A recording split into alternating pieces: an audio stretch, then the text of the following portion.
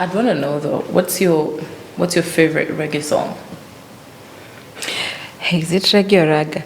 Mine is, that one for Babes Cartel, Clarks. Clarks video. Yes. Clarks. Because of the shoe story. This is the POV podcast, the Point of View podcast with me, Kibra. My guest today was sitting at the helm of just walking into StateHouse, but missed it by a couple of numbers. But you cannot say the name Justina Wamae without saying a strong woman, and not saying a woman in politics, and a leader that we need to look up to. Justina Wamae is going to be joining us, giving us her point of view on life, politics, and what she thinks about the future of Kenya. Welcome to the show. Thank you, Kate. I'm excited. Yeah. And there's so much positive energy in here. It has to be, because when you see a young person like yourself, and I want to fight for the big things that everyone is fighting for. You're one of the youngest people on the ballot box. Yes. Do you know that? Yes. Actually, I was remembering that I think Raila is like my grandfather. Because at that time I was 35. So the times is 80. So that's my grandpa. Yeah, but that's your grandpa. Yes. Oh my goodness. And I can imagine being a young woman, wanting to be in politics. It's such a beautiful story, because some of you don't know. I caught some juice. Justina did not start her leadership journey now. And she just left what is it called? Is it a mentorship program? Yeah, yes, it's a mentorship. A mentorship program from Limuru Girls, which you are in school. You're in high school in Limuru Girls. It was actually an alumni. Yeah, alumni program. She just left an alumni program.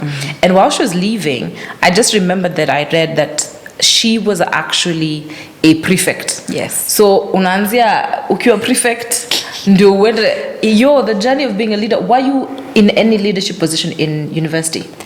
No, because I was a day bag. And then as a day bag in Daystar, you have so little time in school. It's catching a bus after the next bus. So I wasn't really looking into leadership then. And let me tell you that I did want to be a prefect. I remember my class teacher, Mrs. Karanja, called me outside and told me, I want you to be the class prefect. Kate, I cried. Why? I do want, cops are hated. Oh, yeah, we didn't like cops them. Are hated. Yeah. And then now, snitches. Class prefect, as in the whole time you're in class with people, you have to write noisemakers, you have to organize. So I cried. I told her I don't want. So I think Mrs. Karanja wanted to play with my mindset. She told me, okay, fine, you're going to write a letter, we are suspending you. For what? Because I've refused. Then I remembered Mrs. Wamae, my mother. She used to tell me, tunateseka tukitafuta school fees.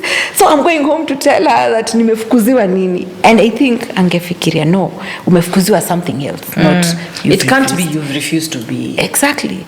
So the thought of going home, and then my parents had this psychology thing. When they show you they're struggling to do something for you. To put you in school. Imagine they were But why are they struggling? Not really, let's say, but they were really sacrificing so much. Okay. Yeah. So I accepted to be a class prefect. And I was hated, of course, because I didn't want to write noisemakers. I'm being told that is my duty. I don't want to write my friends. I'll be hated. I'll be victimized. But over time, I realized this is a responsibility I have to do. Yes. So I started becoming tough. And there's this time in Form 4, we used to have duties of waking up girls. But I didn't understand. At asubuhi 4, you're going around the QB's place telling girls. Me used to say, "Oi, I'm Kenny." So guys were like, "Ati, unajifanya sana." But me, I'm like, it's my duty. What do I do? So I used to tell them, "Nini chukieni." So from an early age, I just learned responsibility comes with being hated. But I can say my leadership was pushed. I did not want to be a prefect. I just wanted to be a normal person. Yes. Maybe there's something Mrs. Karanja saw in me. And from Form 2 to Form 4 as a prefect. Shout out to Mrs. Karanja. She clearly saw something that, you hadn't seen yet. But she planted a seed that now you can say really, really helped you. True. It's really great. The thing about seeing children evoke certain things about themselves or seeing certain things is not easy for teachers. Teachers have been one of the biggest enemies of a lot of people, I won't lie. There's one who used to tell us in school, you're doomed, you have no future. She literally said it in that tone.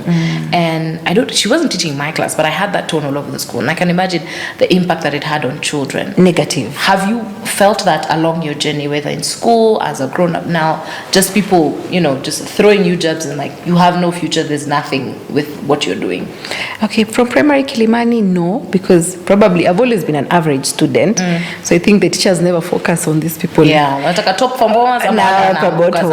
And then when my mom would come to school, actually, my dad used to drop and pick us, but anything school related, it's my mom who used to come. Then my mom is so friendly, so teachers loved my mom. So I think naturally they used to treat us well because of my mom. In primary, I never felt that. In high school, I guess there was one who was very negative. But I came to understand that was her place.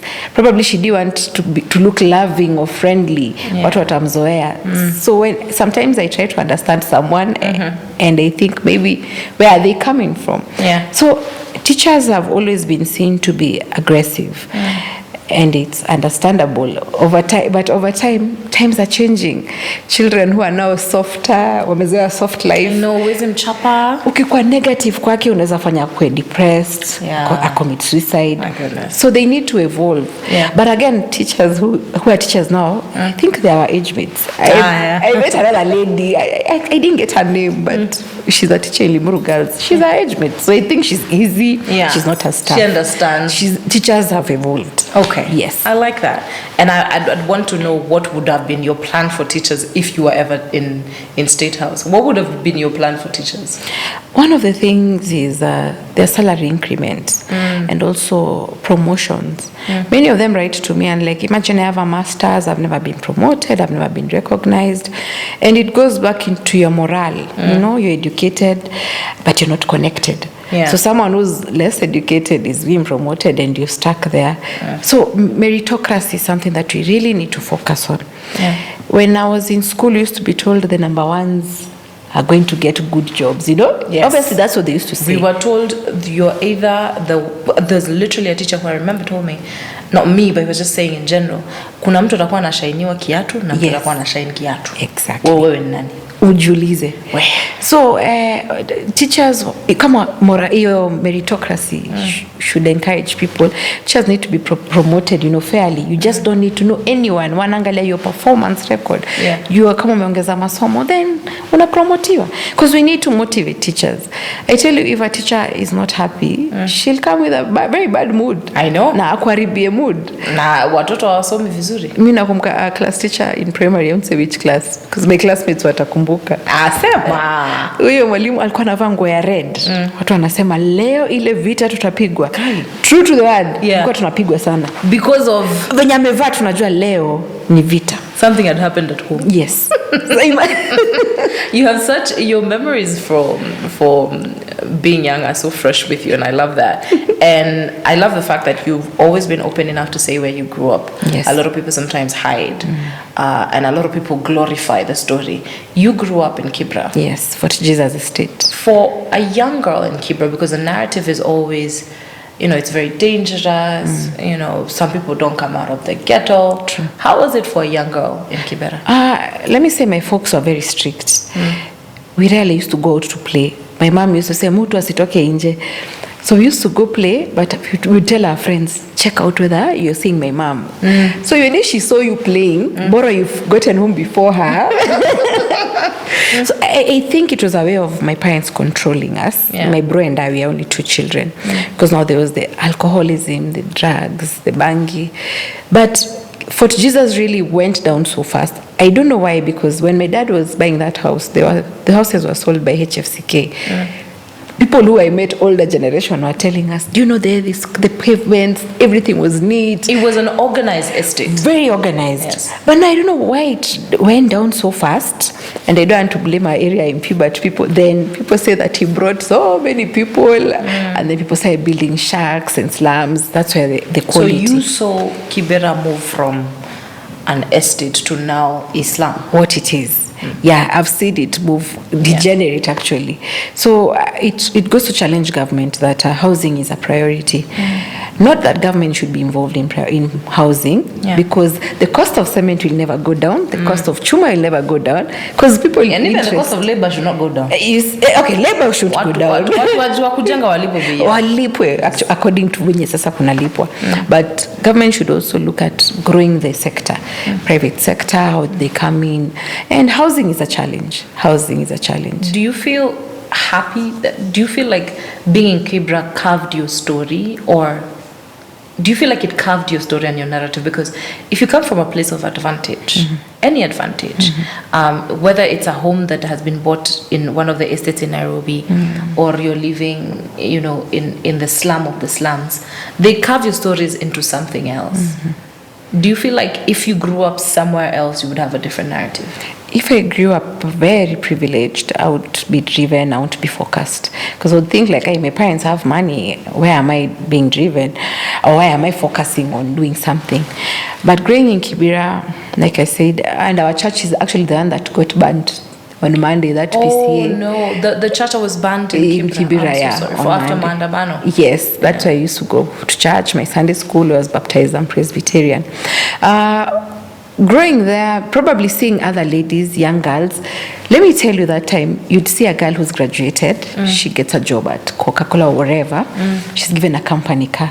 Yeah. So when I was growing up from lower primary, I wanted to be those ladies that you graduate you get a job and a company car. Yeah. So it shaped my motivation to, hey, if everyone is doing this, why not me? So when I tell people Kibra is not what it is now, it was something else different. People would park beautiful cars which a company given. But if I grew up privileged, like Kile or whatever, I wouldn't be driven. I wouldn't. Think so? Yes. But the funny thing is that you're striving to do that for your children. But my children have to know that they'll never understand. I'll never make them feel privileged. I will never. The same mentality my mom used to say, unaona vile tunateseka. That is what I'll tell my children. Unaona vile tunapiga campaign. Na tunateseka. Even the biashara we do, excavation and supply of building materials.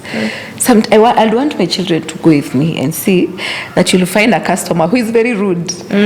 But unanyenyekea, you want that money. But akikupea pesa hata unaongea vibaya, After kazi imefanya. After umepewa pesa.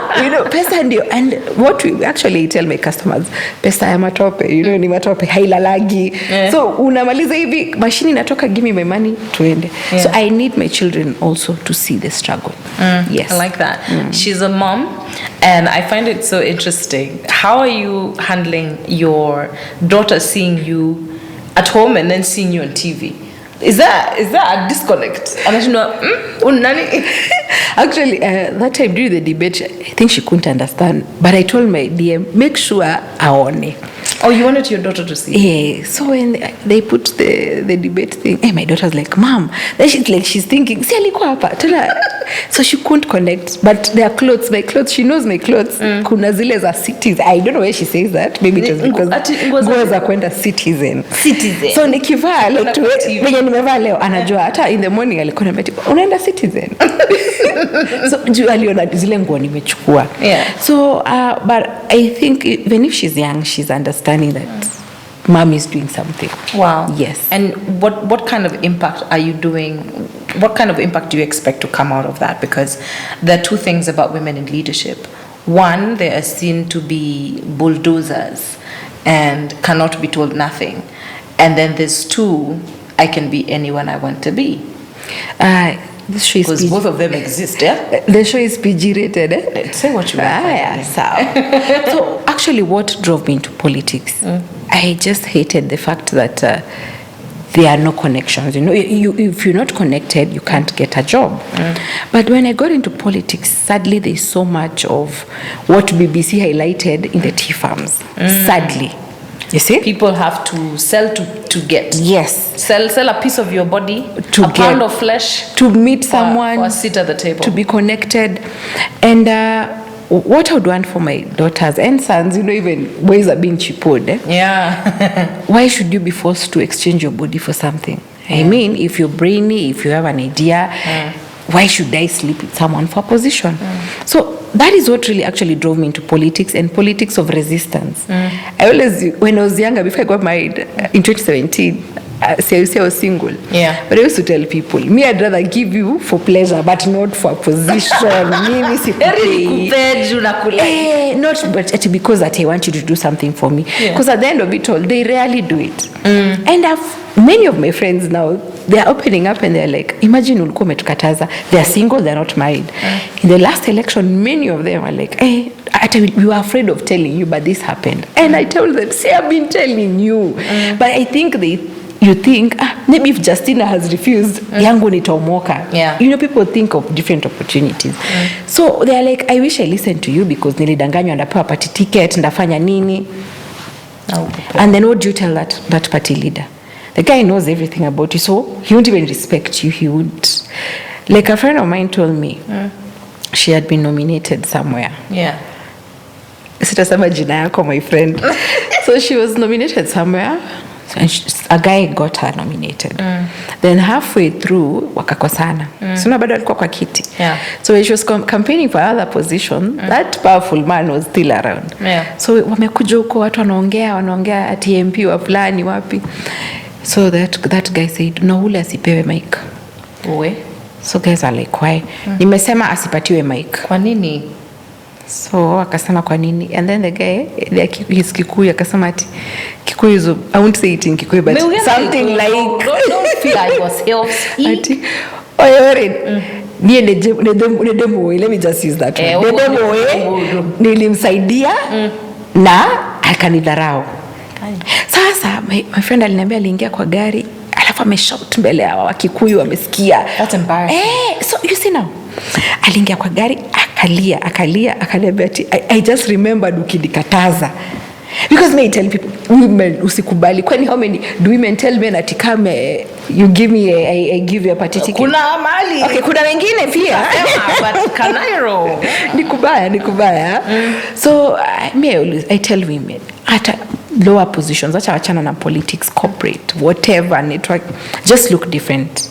Be different, carry yourself in a way mtu hata kufikiria in that direction. And then also, I believe in your craft, your skill, and who you are, that it will stand out more than other things. Exactly. Kabisa, because at that time you had holiday of my friend here. During Yali, I was really focusing on networking with people we went to Yali in 2016. Yeah. And I knew 2017 Antuvai. What is Yali?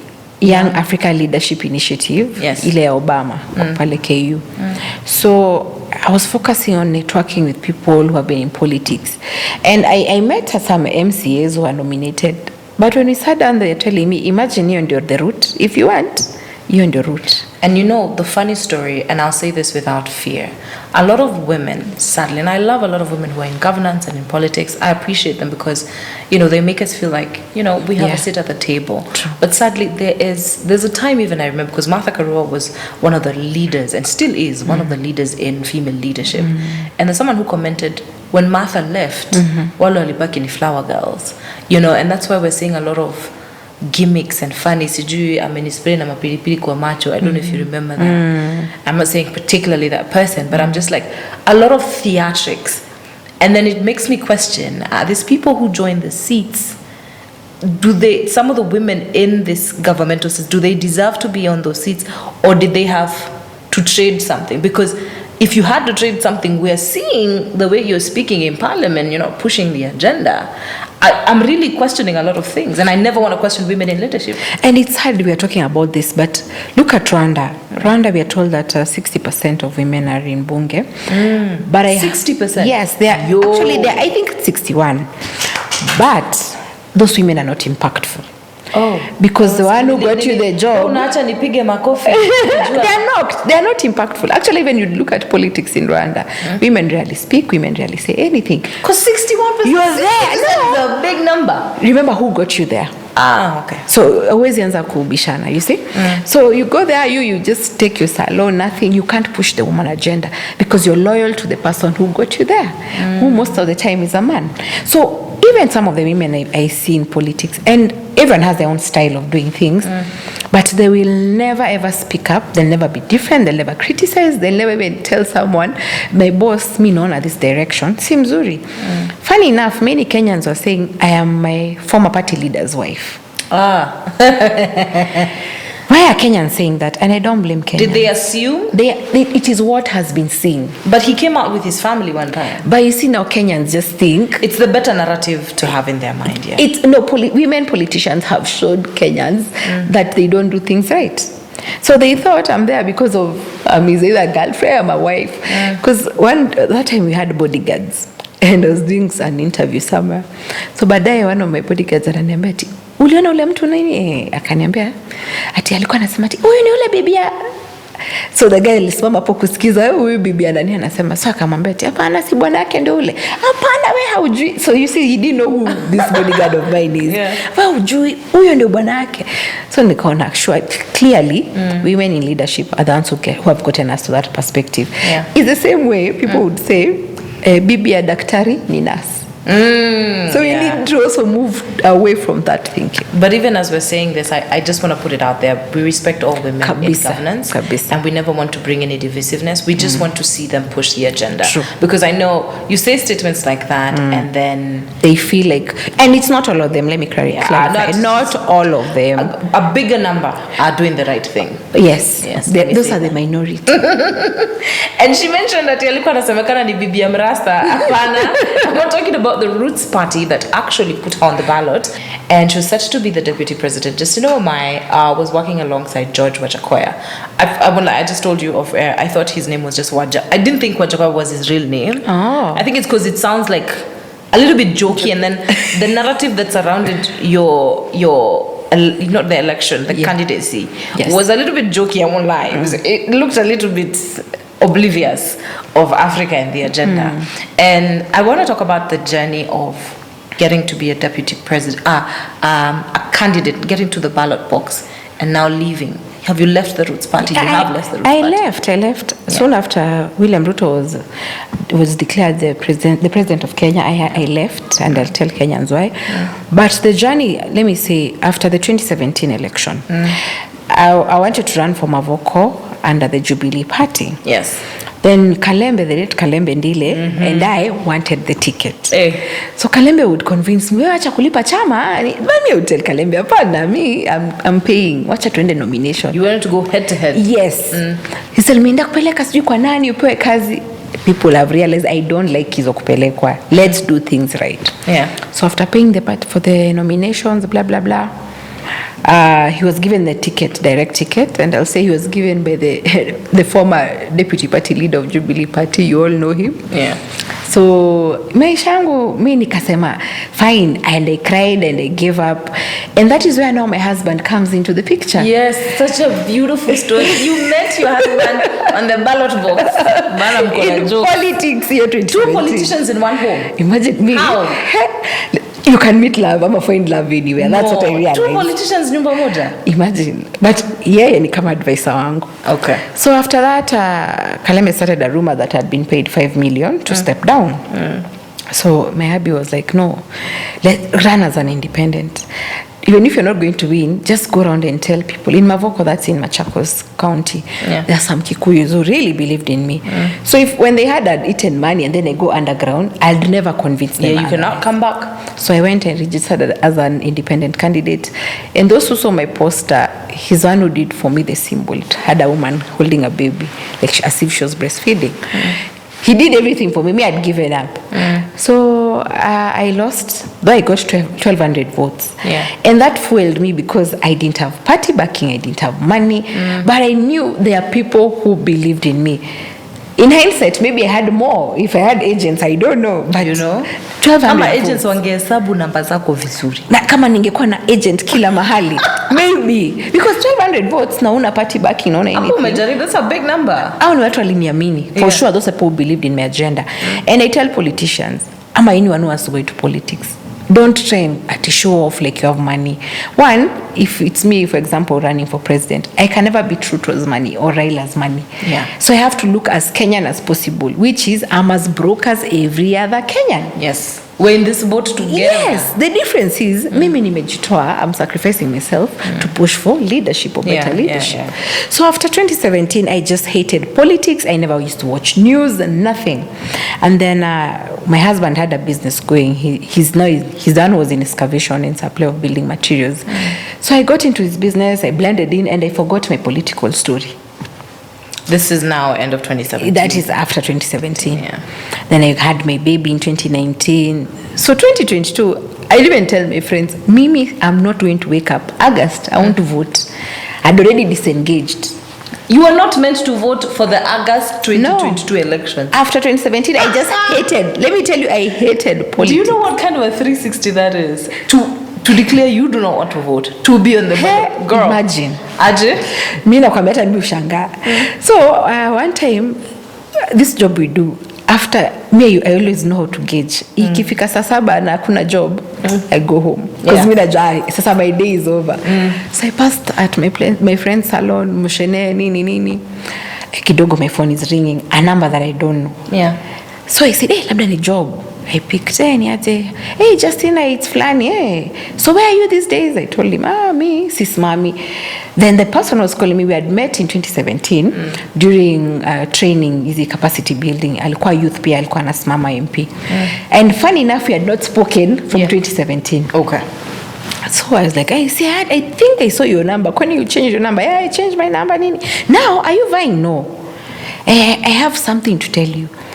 Where I am, we are looking for a running mate. Nikamuliza nani? For what? Huyo mtu wa Gideon Boot. You know that time is when huyo ndio tunatafuta running mate. I told the guy, let me mention him, Brayo. Brayo nikamwambia, Brayo mimi hapana. Huyu jamaa mabangi mimi sioni. Akaniambia no Justina, for me nataka ujenge jina. I know you have something in you. Yani hivyo ndo Brian aliniambia. So I told Brian, okay, let me call. Actually, unajua sasa hiyo wakati sikuwa nimeolewa, no, I'm married. Wacha nitapigia bwanangu nimuulize, nimuombe ruhusa. Remember I was disengaged from politics.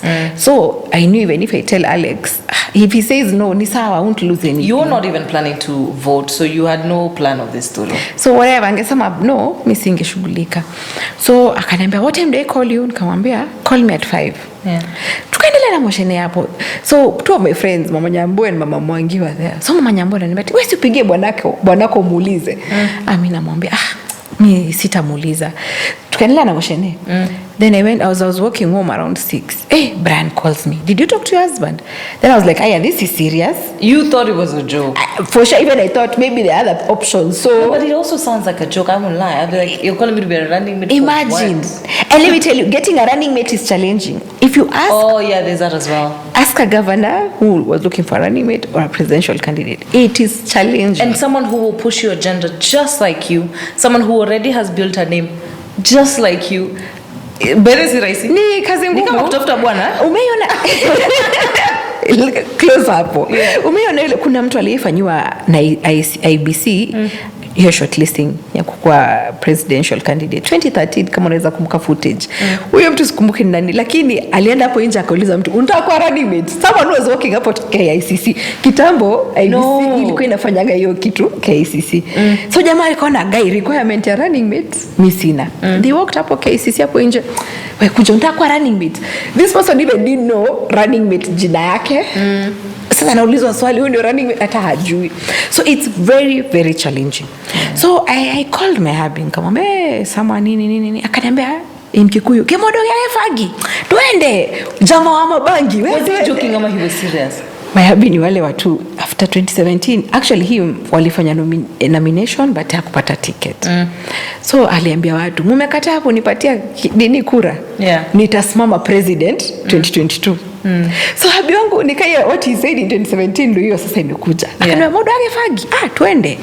So I called Brian, I told him my hubby amekubali. Akaniambia sawa fanya hivi kama karatasi zako na kuja na CV. Then I was curious nikamuuliza kuna watu wengine? Akaniambia tuko watu kama sasa ndio tutakuwa 9. Ispendagi hizo. Mimi nilisema ni vizuri. Tulikuwa namba watu 9. Tukaenda kesho yake. Brian met my hubby nini, and then I remember the secretary that was doing the interview. My hubby alikuwa amebaki huko nje akasema ati you say you're married, where is your spouse? Akaitwa. Why I think they did that, they wanted to understand that you have blessing from home. Oh, okay. Politics is very dynamic. You'd start in Nairobi, then find yourself in Nakuru. Yes. Ama you're told you're going to Narok. Then you start saying, my husband has refused. So I think that was the wisdom behind it. Yeah. But wait, let me just ask you right there. Yeah. would the narrative be different if you're a single woman? Because being a single woman in politics is not the best of narratives. We've seen women who have to do public weddings. Yes. You know, others juzu wameproposiwa. There's a very different narrative for a single woman in politics. Is there a chance for such kind of a lady? There's a chance, but you end up being told so many things. Let me take Kenyans back to 2017. I was living at home. I was not married. So the sitting MP started another rumor. He told people, huyo ni bibi yangu. Yeah. Mimi ndo nimemlipia ticket. So guys are wondering. You're able to be claimed by anyone. No, people are wondering, uko waipa, umelipia mtu jubi. You know, so many things. So as a single woman, so many things are said about you. You cannot even buy drinks, or be seen drinking because you're judged. But right now, me and my hubby go to our local, we drink. No one will take photos of us. Because you're with your husband. But if I was with someone else, that's a story. Well, that's politics. But also, because I don't want to forget this question. Yeah. I understand you use your parents' name, Justina Wamae. Why don't you use his name while you're running? I'm like, okay. Because I think I want to separate now the Justina, the politician, and Justina, the wife. Okay. So the wife, many people where I live, they call me by his name, Wakanyi, you see. But not in politics. I just use the other name, my parents' name. And then either way, in 2017, that's the name you were. That's the name I when used. You were coming into politics. Yes, that's it's the brand. Okay. Yeah. But it's not in any way making him feel uncomfortable. You know, kwanza that thing for Majina. Well, I don't think he's uncomfortable because we've done a customary marriage, wedding, whatever. He's brought those sheep and goat. So I don't think he's insecure. And actually, he's the one who's really, really pushing me. Because he told me pushing a man's agenda is very difficult. If it was also him pushing himself, he'd never tell people, me sina pesa. You know, he's a man. Yeah. But Justina openly tells Kenyans, I don't have money for politics. I am here, I am as broke as any other Kenyan. Yes. The difference is that I have given out myself for better leadership. But I believe my husband with his ego, he can never say he doesn't have money. No. Alienda kuitafuta asubuhi. Yes. Utapata jioni kuleni hiyo. So let's go back to Secretariat. You're coming. Yeah. We went, then we were told, fine, we'll give you feedback tomorrow. Kesho yake around 12. And actually, let me tell you, I came to realize some things are effortless. Yeah. I think things I really wanted so much, I always lose them. But things that I don't put effort, I get them. Yeah. So 12, mi bado niko kwa kazi zangu za endorologist excavation. I'm called, hey, you guys, Justina, we have settled on you as running mate. So we were told, come to the office tomorrow. Then the next week was deadline for taking your running mates to be cleared by ABC. Yeah. So we did that. We did other stages. And then I was brought into the limelight, newspapers. But let me tell you, Kenyans, it was very difficult with my parents. My mom is a woman's guild, watu wa PCA. Yeah. My dad sings in a choir. And then I'm speaking about banki. You're speaking about the wrong things that are against the church. I'm telling Justina, why? Let me tell you, it was very hard. And actually, even when news broke out that I'm the running mate, I didn't tell my parents. Mi nilisema wacha ajione social media. Ajione huko nje. Ajione huko. So, nikawa running mate and no, the true test came. Where now IBC had their requirements. 2,000 copies of ID per 24 counties. And I remember when we went to that party, we asked the party leader, "This story, have you organized for this story?" Yeah. He told us, "No, we are together with other presidential aspirants. We have gone to court. Hiki tutatolewa, haina shida ite. Si lazima you get the 2,000 signatories. Si lazima itatolewa as a requirement. It's discriminatory. Sijui nini, Data Protection Act. You know what lawyers tell you those things. So si tukasema sawa. But I remember when I was named running mate, there's a place my hubby sits with some other Kikuyu men. Where?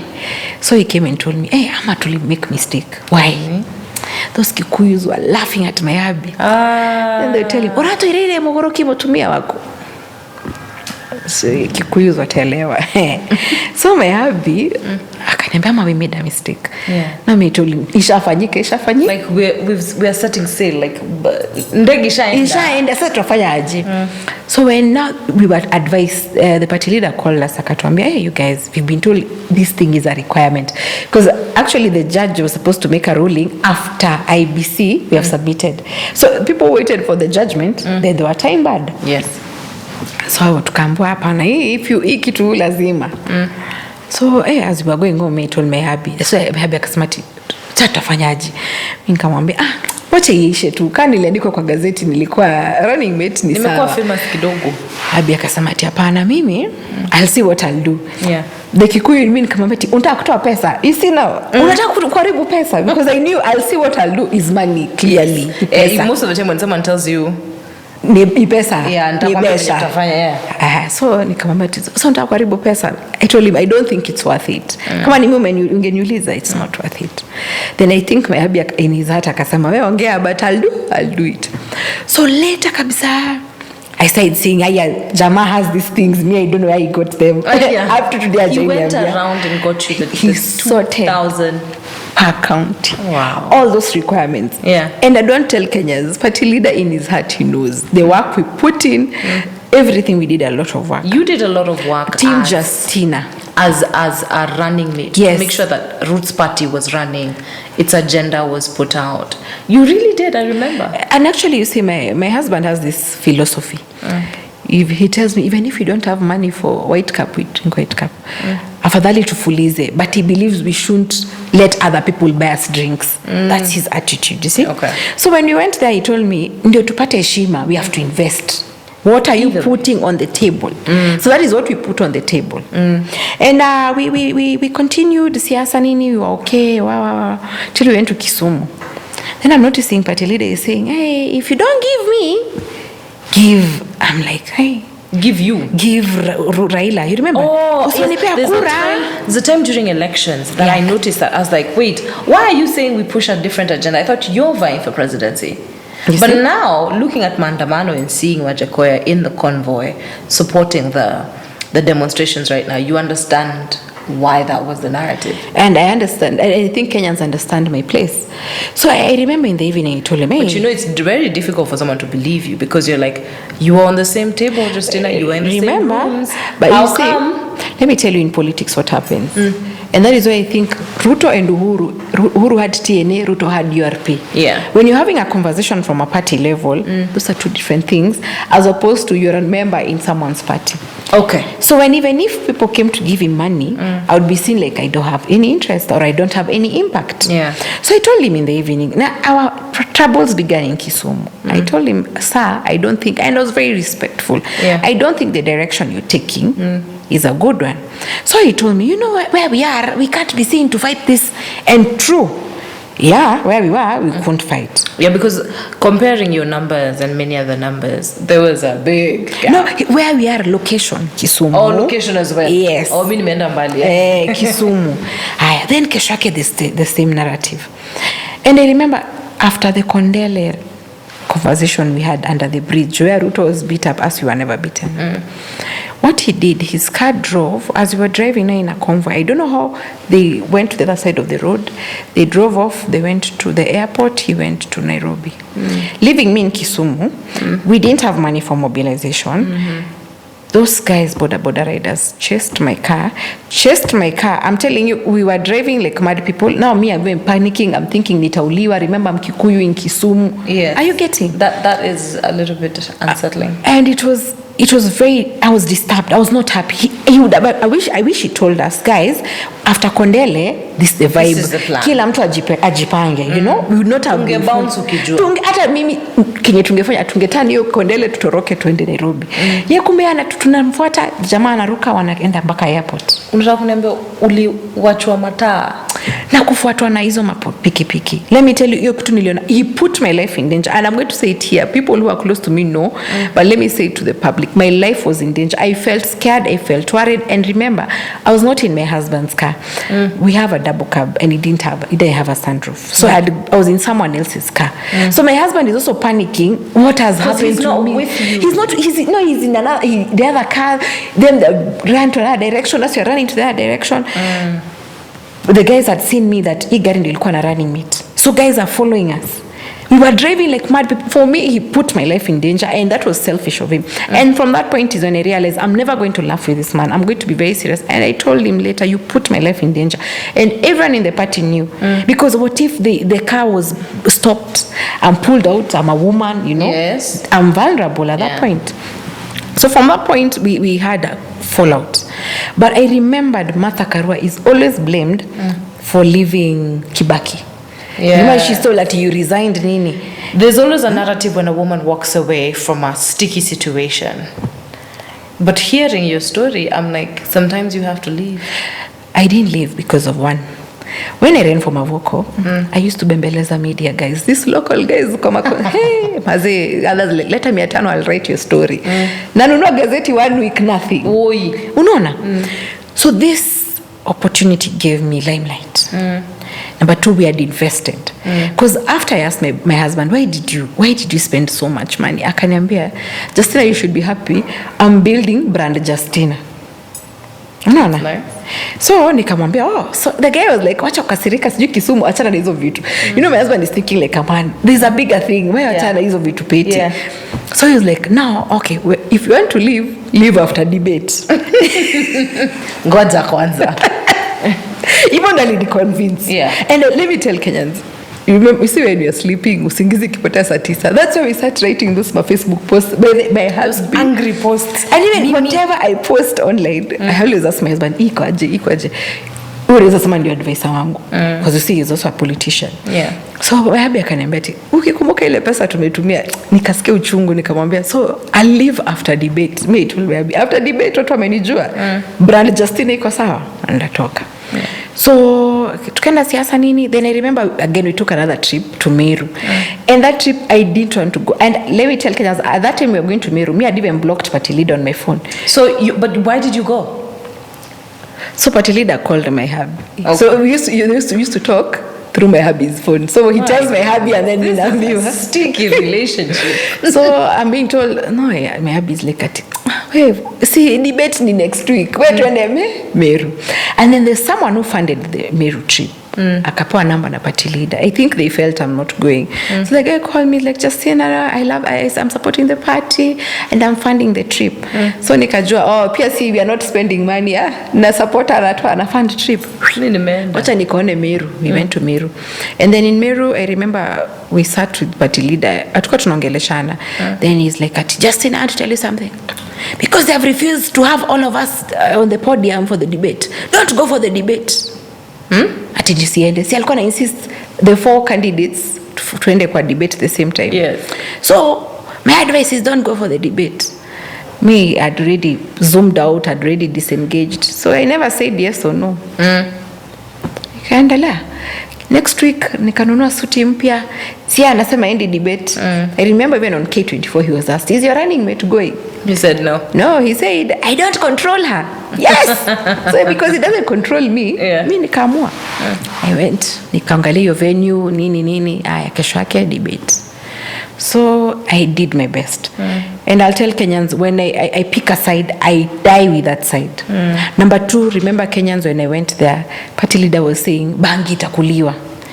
But the challenges I met with my parents, watu wa kanisa, yani my mom would write me messages, send me screenshots, what people Did she feel like you betrayed them as a child that has been raised in the church and then preaching a different narrative?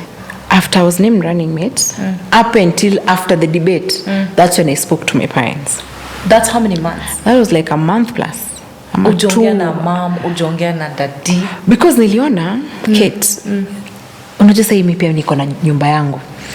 Mimi ni mama umetumia nyumba yako. Unajua sasa tu women hawezi kama moja. So I realized mother anaweza niambia kitu nikasirike niongee vibaya. So I told my mom, watu wanakuambia hizi vitu, give them my number. No mere nitawatukana mpaka nywele zao zisimame.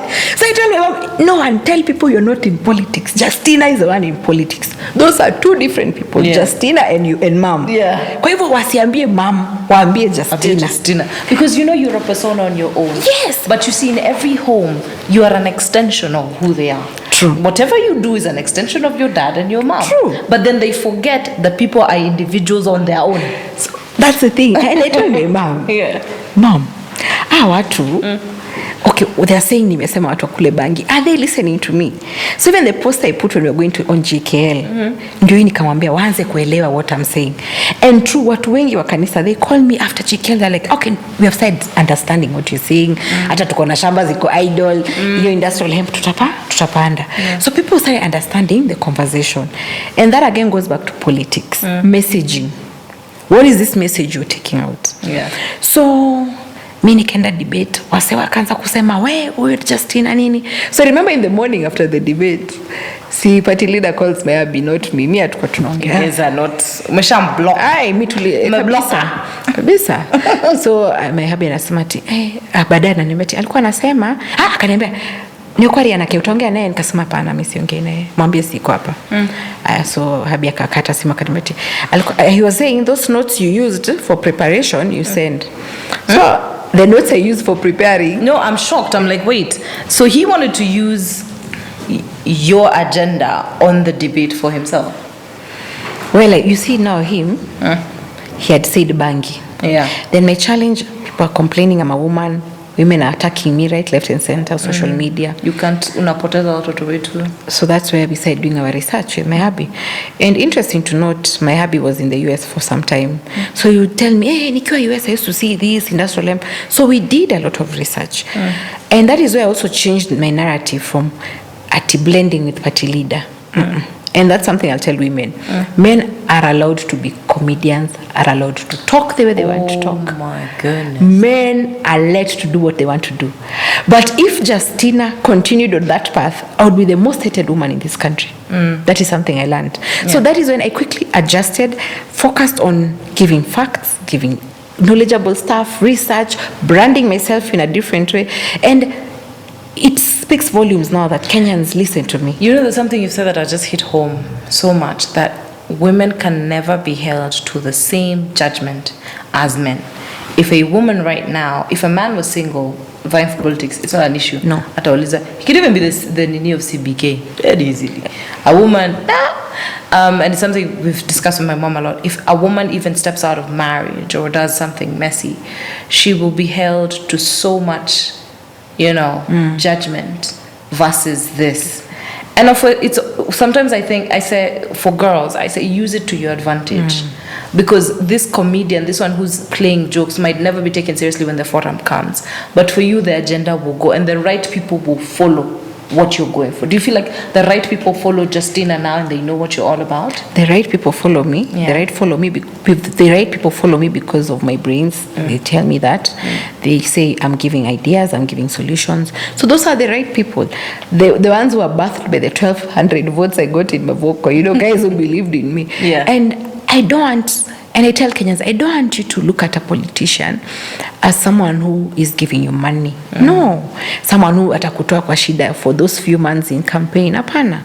Because the 50 bob you eat now, you won't eat it up to 2027. Yeah. So what I'm trying to show Kenyans is that politics is something even the ordinary Kenyan should invest in. It's not just for the guys who have money. It's not for the guy who is more of a comedian.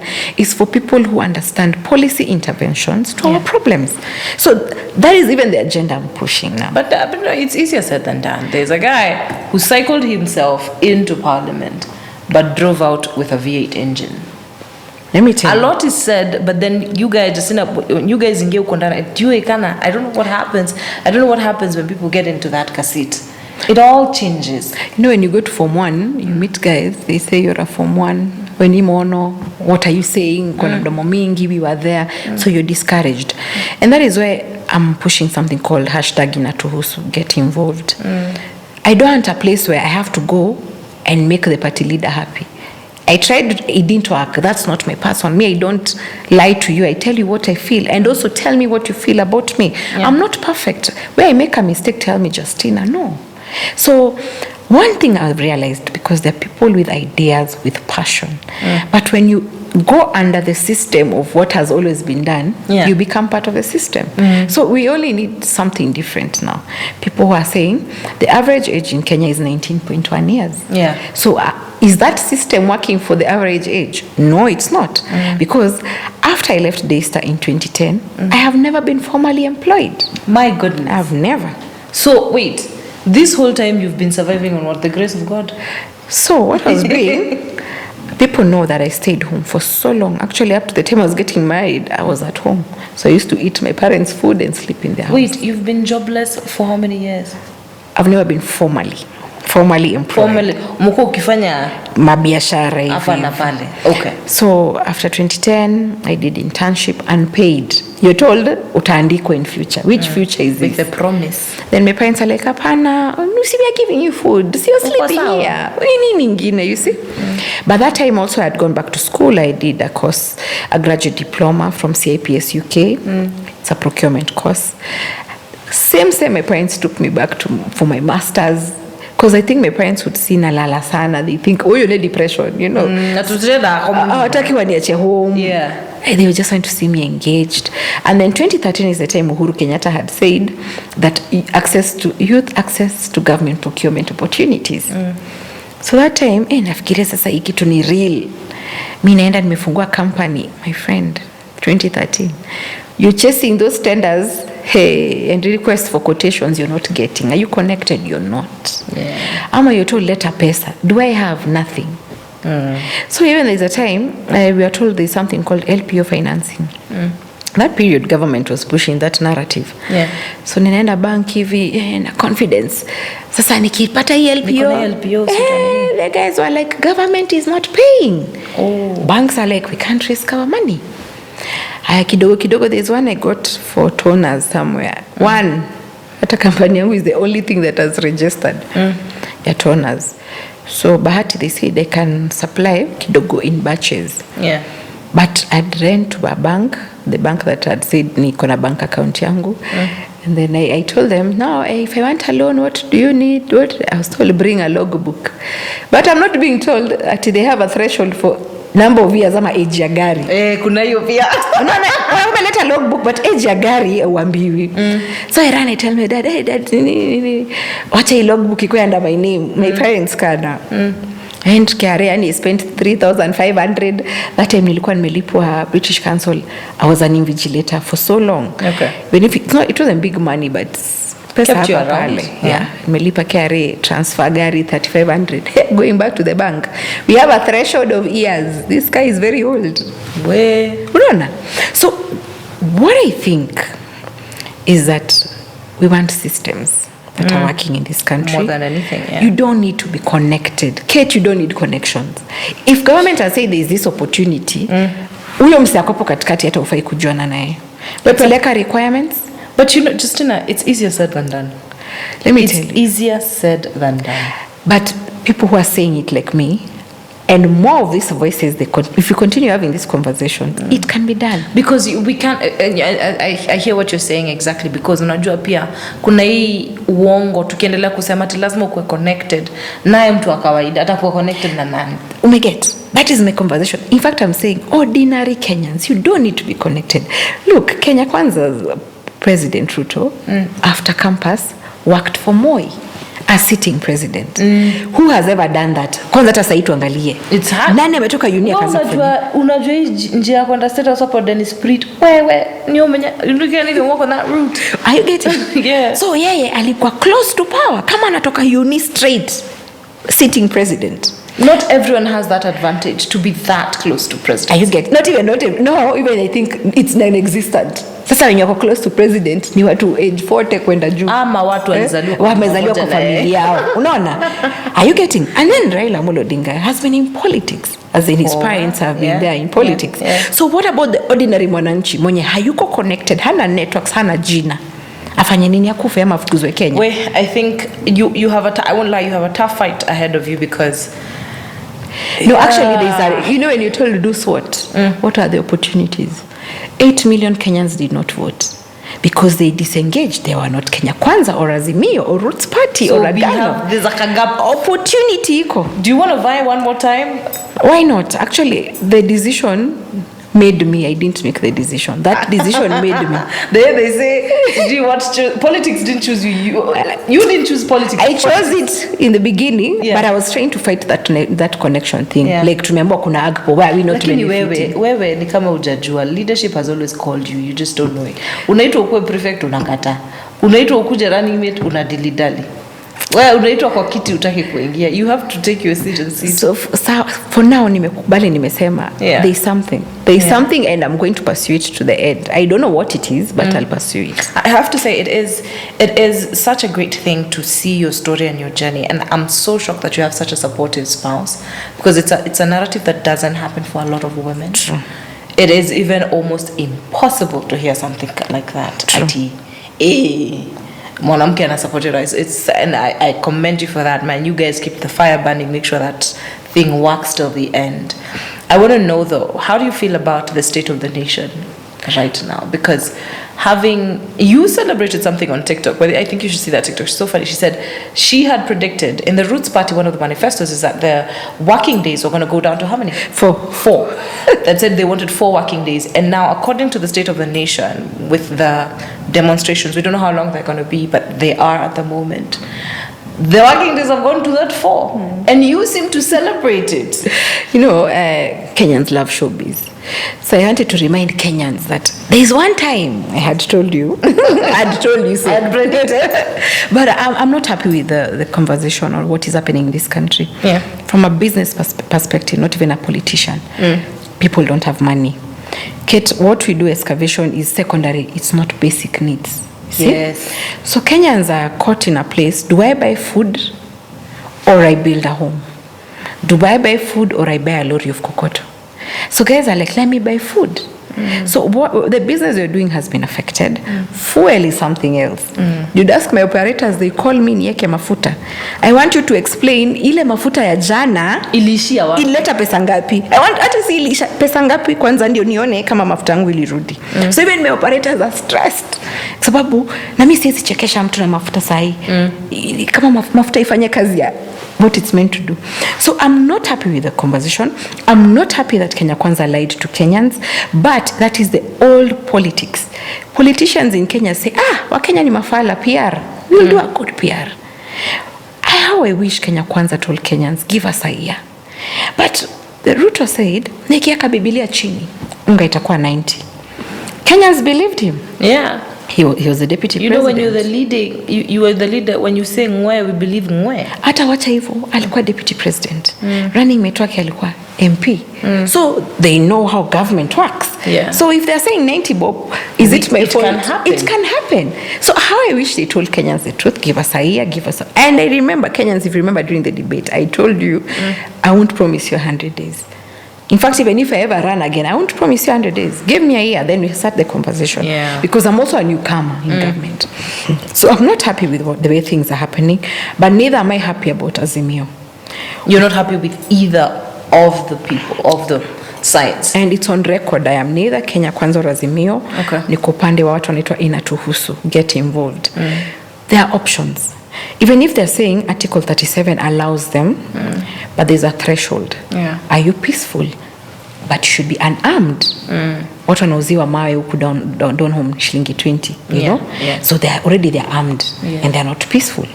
Number 2, they say that you're supposed to give a petition to a public authority. That is the law on Article 37. Yeah. AZIMIO is a public authority on their own.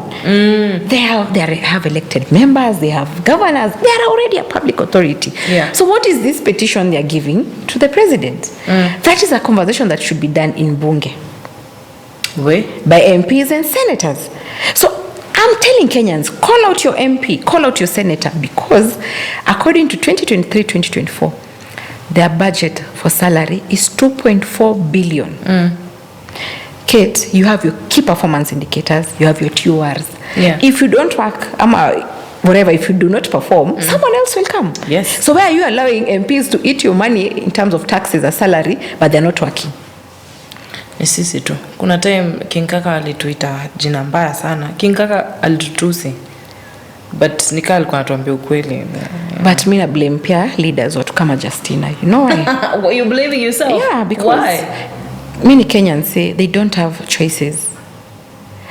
People who can offer better leadership are scared to go into politics. But you are a choice. You are on the ballot box as a Nimesema choice. watu kama Justina. Watu kama. Watu wengine wako na vision there, but they're scared to go into politics. They feel that I don't have the money. Let me tell you Kenyans, when I ran in 2017, I didn't have money. I used to walk or take boda boda. I wasn't married then. And actually Kenyans remember, ama watu wa Mavoko wanakumbuka, the last campaign ile Saturday ya mwisho is when now my hubby's car was seen to posters for Justina. But I used to walk or take a boda boda. And funny enough, there's some ladies who joined me. They used to say, wacha nikubebe bag. Now they want to be there with me. They were very supportive. Yeah. So watu kama mimi, they are saying, yes, I have an idea, I have a passion, I'm feeling it's my duty. But there, accept challenges like I don't have money. The moment you start telling Kenyans, I don't have money, but I have an idea. It's one of the hardest things. But let me tell you, until you accept yourself. You know, sometimes we do things so that my friends don't judge me, my friends don't. But ukweli wa mambo, yes, you have money for your daily needs, for your daily bread. Yeah. But you don't have money for mobilizing, for those big cars. You will never match, even if it was Mavoko, I would never match my MP's money. The guy has been there for a while. Yes. So what makes me different? The truth that I'm as Kenyan as every other broke Kenyan is. Where? Yes. And that's one of the toughest agendas to have. But I won't lie. I think I've had political lessons today more than I've had before. Justina, I wish you nothing but the best. Thank you. I really need more women to be in leadership. And even though in other countries they're 60% or 61%, we want impact. Yes. Either way. Yes. For women in leadership. I don't want to ask you one thing you're going to say as you're leaving. But I want to ask you, how can we join INATUHUSU? Because I think it's an amazing agenda. For now, I'm still engaging people, so we are engaging on social media. But someone has volunteered to do a website for us with a link on how to join. So just follow me on Facebook, Twitter, TikTok. I'll tell you guys how to join. Once the website is up, I'll give you more information. Hashtag INATUHUSU. Hashtag INATUHUSU. But for now, Justina Wamae, Facebook, Twitter, and TikTok. Remember to stream us live on Spotify, Boomplay, YouTube, Facebook, and Instagram. This is the POV Podcast.